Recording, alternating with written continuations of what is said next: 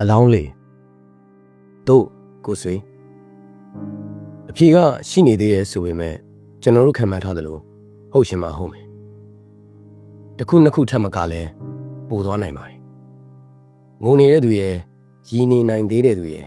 ပြီးတော့မကြည့်ရဲလို့ထွက်ပြေးသွားကြတဲ့သူတော်စင်တွေရဲ့ကျွန်တော်ရောဘာလုပ်နိုင်လို့လဲဆိုတော့တွေးသမျှမြင်သမျှအလောင်းလေးတွေကိုတစ်ထွင်းလေလေးပေါ်တင်ညရိုးတစ်ချောက်ခီးနေနေတယ်ပေါ့ဗျာဒီလိုတွေးထွက်တန်ရုံစက္ကန့်မှာဒီလိုကြီးကျယ်ခမ်းနားတဲ့ခေတ်တစ်ခေတ်မှာကျွန်တော်ကိုယ်ရည်ကိုယ်သွေးနဲ့ကျွန်တော်တက်နိုင်တာကဒီမြတာပါပဲတာတိုင်းပစီကြီးအနက်ပါမှာစလို့နက်မြဝအထိလာတက်ခရီးဆက်ကြမယ်လို့ကျွန်တော်ဩခေါ်တယ်တို့ခီးကိုတို့ဆက်ကြမယ်လို့ချီလို့ပိုးလို့အလောင်းလေးတွေကိုတရုတ်တရနဲ့ကျွန်တော်လေပေါ်ပွေ့တင်တယ်ပြီးတော့အင်ဘက်ဝိုင်းကြီးတွေကျွန်းရက်ကြီးတွေနဲ့သူတို့တယောက်ချင်းကိုလုံလုံချုံချုံအုပ်ပေးထားလိုက်တယ်ကမ်းမော်ကသာစီမိုးကြည့်လိုက်ရင်စလုံးဝိုင်းဝိုင်းလေးတွေအတန်းလိုက်စီထားတဲ့ကြပြတပုတ်လိုပေါ့ဗျာချောင်းရည်စလာမှာအလောင်းလီလေးလာခဲ့ပါတယ်ပေါ့ကိုစီတကန်းကိုခွာတကန်းကိုကတ်နဲ့နမည်အထက်ထက်ပြက်နေတဲ့မြင်များမိုးကြားလေကြားရေစီးကတော့အားကောင်းလွန်းလာတယ်ကိုစိတ်က3လောင်းလက်ပံခွဲအဆက်က2လောင်းကြက်ခတ်ဝေယုံတော့က5-6လောင်းအယိုးရှိသမျှအသားရှိသမျှ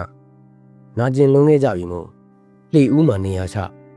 ဒီတဘဝနားကြပါစီတော့နေရာဆုံးအယောင်သွေးစုံမှာပဲကိုစီထမင်းလုံးတန်းလန်းနဲ့လက်ရေးလာစာအုပ်လေးထုတ်နေရင်နဲ့အမေကိုလာမင်းထိန်ထိန်သားတယ်လို့ပြုံးပြနေရင်နဲ့ညီမလေးကိုဂုံးပိုးလာရင်နဲ့မိုးရီစိုးနေတဲ့စာဝါငှက်လေးကိုငေးကြည့်နေရင်နဲ့ကိုင်းတော်ဘေးကအလောင်းမှာရင်တွေအုံနေလိုက်တာပြက်လူပြက်ဆဲကြာရိုးလေးလိုတွဲလောင်းကျနေတဲ့လက်မောင်းတစ်ဖက်ရန်နေနေကြာသွားလို့တက်တူးလေးတောင်ပြက်စာပြုတ်နေပါပြီငါရှုံးပါစေတရားကနိုင်ပါစေတဲ့အဲ့ဒီကြပြားယူလေးကိုလည်းဆရာအောင်ရှိန်စီကိုရောက်အောင်ကျွန်တော်လေကလေးနဲ့ပို့ပေးရအောင်လေတချို့ကချက်ချင်းကြီးတော့တေချင်းနဲ့ပဲအသားကြနိုင်ပါဦးမလဲစောက်ထိုးဆွဲခံထားရတဲ့အလောင်းမှာမျက်ရည်ဟာနှစ်ဖူးပေါ်ကိုပြောင်းပြန်စီးကြနေတယ်သူသွားနေကြလမ်းမဟုတ်လို့မျက်ခုံးပေါ်မှာမျက်ရည်စီးချောင်းလေးရက်နေတယ်ခုထိမချောက်သေးသလိုပဲခုထိငိုနေတော့လို့ပဲနာကျင်မှုဟာခုထိဆက်ဖြစ်နေတဲ့အတိုင်းပဲခဏရက်ပေးပါလေပြင်းနဲ့တိမ်ဆိုးမှုတော့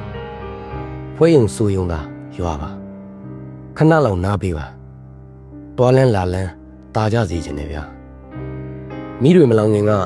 ဒီနေရာမှာပန်းဝါဝါတွေပွင့်တဲ့ခြံစည်းရိုးလေးရှိခဲ့ပါလိမ့်မယ်ဒီနေရာမှာကြာဆုံးသွားပါပြီဆိုတဲ့အဝေးသတင်းကိုငင်းဆန်အောင်ဟစ်နေတတ်တဲ့တပြင်းညိုပင်လေးတစ်ပင်ရှိခဲ့ပါလိမ့်မယ်ဒီနေရာမှာနေ့တလဲညတလဲဆက်မျောနေတတ်တဲ့အိမ်မက်စိမ့်တွေရှိခဲ့ပုံရပါတယ်ဒီနေရာဆိုတာကျွန်တော်အထင်ပြောတာပါဟောဟုတ်အနာကကြာကန်ထိတ်မှလည်းဖြစ်နိုင်တာပေါ့ဗျာခုတော့6တွေ့နေတဲ့ကျစ်ဆံမီးလေးဟာရေတကုံဟောင်းတစ်ခုပမာကလေးမလေးရဲ့ရင်ဘတ်ပေါ်မှာငြိမ်သက်လို့ပြစ်ပယ်ထားရတဲ့လောကကြီးကိုကျိန်ဆိုးလို့ငေါထွက်နေတဲ့လက်ဖြံရိုးဟာကဘာကြီးကိုတနည်းနည်းနဲ့ဆက်သွယ်ဖို့ကြိုးစားလို့တွေးစီးတုံးကတနခါပကွက်ကြားလေးပေါ်စိုက်ဝင်လို့နေတာညတာဘဝတာတူလုံးခဲ့တယ်အသားတော်ညိုပြညက်ဤဖလန်နဲ့အကွက်စိတ်လေးနဲ့အိတ်တော်တော်ကွယ်အော်ငါနမရေကရိုးကမလိုပါဘူးကွယ်လို့ကျွန်တော်ညင်းလိုက်ရတယ်ကိုဆွေသူ့မှာအချက်ရောအသက်ရောမရှိတော့သူ့เจ้าသူ့ကန်တွေလဲပြိုတာပြိုခန်းတာခန်းကန်းနဖူးကဇေဒီလေးကိုခရီးဝေးမထွက်ခင်နောက်ဆုံးအနေနဲ့ဥတင်ခဲ့ဖို့သာပြောလိုက်မိတယ်ကောင်းငင်ပုံလားနိဗ္ဗာန်ကိုလားအလားရှင်တော်မြတ်ရဲ့ရှေ့တော်မောက်ကိုလားအဲ့ဒီကိုသွားတဲ့လမ်းတွေကျွန်တော်မသိဘူးကိုဆွေဒီလိုပဲမေးစမ်းပြီးလှော်ခတ်သွားရတော့မှာပဲသူတို့ဆင်းကျင်တဲ့နေရာမှာဆင်းကြပါစေလေအလှမတ်တဲ့ဒူမာလေး2ယောက်ကိုဝိတ္တဝရီနတ်ပြည်မှာချထားပေးခဲ့မယ်လေဝိတ္တဝရီနတ်ပြည်ကနတ်သမီးလေးလိုလှပါတယ်လို့တရှင်းတော်ရှိတယ်မဟုတ်လားဗျာ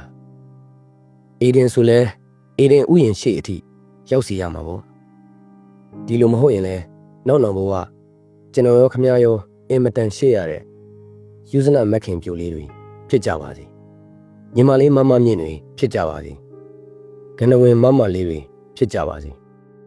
ယာမဂူရှိခင်ဆွေရီလေးတွေဖြစ်ကြပါစေကိုဆွေဘသူ့မှမပေးခဲ့ဘူးတဲ့စုပါအားလုံးခင်ဖုံးတက်ဝေလေးတွေလည်းဖြစ်ချင်းဖြစ်ကြပါစေဗျာတေမင်းရဲ့ဆက်ယုံအယိုးကောင်းမုံတစိမ့်တော်နဲ့တိုင်းပြီဟေးလာကြလေပေါ်ကိုတက်ကြအနေခက်အသေးခက်တဲ့အရက်တကာကိုချောင်းရည်မတက်ခင်အလောင်းလေခီးဆက်ရအောင်မယ်ကိုဆွေတန်တင်